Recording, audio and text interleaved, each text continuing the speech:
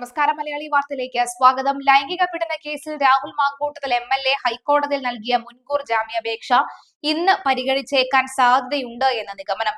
ഒരുപക്ഷെ ഇന്ന് പരിഗണിക്കുകയാണെങ്കിൽ രാഹുലിനെ സംബന്ധിച്ചിടത്തോളം അതേറെ നിർണായകം തന്നെയാണ്. ആദ്യഘട്ടത്തിൽ നാളെ പരിഗണിക്കും എന്നാണ് പറഞ്ഞിരുന്നത് എന്നെങ്കിലും ഇന്ന് തന്നെ ഈ അപേക്ഷ പരിഗണിക്കാനുള്ള സാധ്യതയുണ്ട് എന്നും പറയുന്നു. തിരുവനന്തപുരം പ്രിൻസിപ്പൽ സെഷൻസ് കോടതി ഇന്നലെ ജാമ്യാപേക്ഷ തള്ളിയതിനെ തുടർന്നാണ് രാഹുൽ ഹൈക്കോടതിയെ സമീപിച്ചത്. രാഹുൽ തൽക്കാലം കീഴടങ്ങിയേക്കില്ല എന്നും നിയമപോരാട്ടം തുടരാനാണ് തീരുമാനമെന്നുമാണ് പുറത്തുവരുന്ന വിവരം. അറസ്റ്റ് തടയാനുള്ള സാധ്യത തേടാനാണ് നീക്കം. എന്തായാലും ആരോപണം വരുന്ന സാഹചര്യത്തിൽ ബലാത്സംഗമായി കണക്കാക്കാനാവില്ല. ആരോപണം ബലാത്സംഗമായി കണക്കാക്കാനാകില്ല.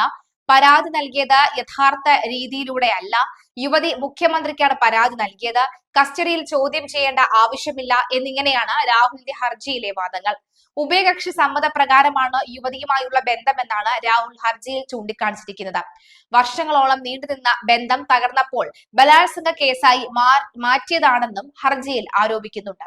താനൊരു രാഷ്ട്രീയ നേതാവായതുകൊണ്ട് തെരഞ്ഞെടുപ്പ് കാലത്ത് തന്നെ കരിവാരി തേക്കാൻ കെട്ടിച്ചമച്ച കേസാണിതെന്നും രാഹുൽ സമർപ്പിച്ച ഹർജിയിൽ വ്യക്തമാക്കിയിട്ടുണ്ട്. സമാനമായ കേസുകളിലെ തെളിവുകളും രാഹുൽ ഹാജരാക്കിയിട്ടുണ്ട്. അതേസമയം 9 ദിവസം മുൻപ് ഒളിവിൽ പോയ രാഹുലിനായി തെരച്ചിൽ ഊർജിതമാക്കിയിരിക്കുകയാണ് പോലീസ്. അതേസമയം മുഖ്യമന്ത്രിക്ക് അറിയാം രാഹുൽ മാങ്കൂട്ടത്തിൽ എവിടെയുണ്ട് എന്നും പറയുന്നുണ്ട്.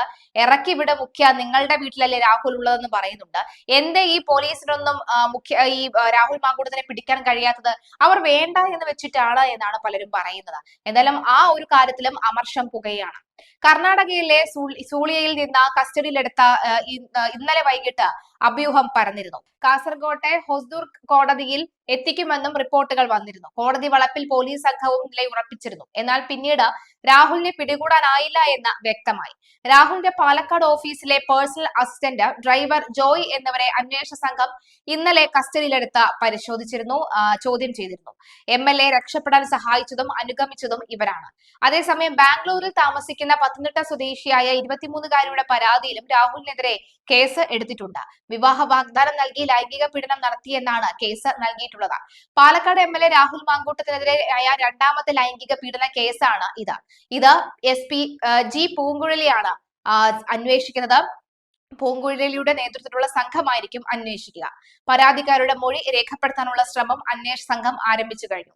മൊഴി നൽകാൻ തയ്യാറാണെന്ന് പരാതിക്കാരി കഴിഞ്ഞ ദിവസം ഇമെയിൽ വഴി അറിയിച്ചിരുന്നെന്നാണ് വിവരം. ഒപ്പം യുവതി ഇമെയിൽ വഴി നൽകിയ പരാതി KPCC പ്രസിഡന്റ് സണ്ണി ജോസഫാണ് പോലീസിന് കൈമാറിയത്. ഇതിന്റെ അടിസ്ഥാനത്തിൽ ക്രൈംബ്രാഞ്ച് ആസ്ഥാനത്താണ് FIR രജിസ്റ്റർ ചെയ്തിരിക്കുന്നത്. പരാതിയിൽ യുവതിയുടെ കൂടുതൽ വിവരങ്ങളൊന്നും ഉണ്ടായിരുന്നില്ല. ഇമെയിൽ മേൽവിലാസം മാത്രമാണ് ഉണ്ടായിരുന്നത്. അതിനാൽ കേസ് എടുത്തിട്ടുണ്ടെന്നും മൊഴി രേഖപ്പെടുത്താനുള്ള സമയം അറിയിക്കണമെന്നും ഇമെയിൽ വഴി അറിയിക്കുകയായിരുന്നു പോലീസ്. അന്വേഷണവുമായി പൂർണ്ണമായും സഹകരിക്കാമെന്ന് യുവതി മറുപടി നൽകി. പരാതിക്കാരിയെ പോലീസ് തിരിച്ചറിഞ്ഞിട്ടുണ്ട്. വളരെ സങ്കീർണമായ കേസാണിത്. 2023-ലായിരുന്നു പീഡനം നടന്നത്. സാഹചര്യ തെളിവുകൾ ഉൾപ്പെടെ കണ്ടെത്തേണ്ടതുണ്ട്. അതിനാലാണ് വനിതാ ഉദ്യോഗസ്ഥർ ഉൾപ്പെടെയുള്ള ഒരു വിദഗ്ധ സംഘത്തെ തന്നെ അന്വേഷണ ചുമതല ഏൽപ്പിച്ചത്. യുവതിയുടെ രഹസ്യമൊഴി ഉൾപ്പെടെ സംഘം ശേഖരിക്കും. ഹേമ കമ്മിറ്റി റിപ്പോർട്ടിന്റെ അടിസ്ഥാനത്തിൽ സർക്കാർ നിയോഗിച്ച പ്രത്യേക അന്വേഷണ സംഘത്തിലെ പ്രധാനപ്പെട്ട ഉദ്യോഗസ്ഥർ കൂടിയായിരുന്നു പൂങ്കുഴലി. എന്തായാലും കണ്ടറിയാം, കാത്തിരുന്ന് കാണാം എന്തായിരിക്കും ഈ ഒരു കേസിന്റെ ഒരു ഒടുക്കം എന്നുള്ളത്.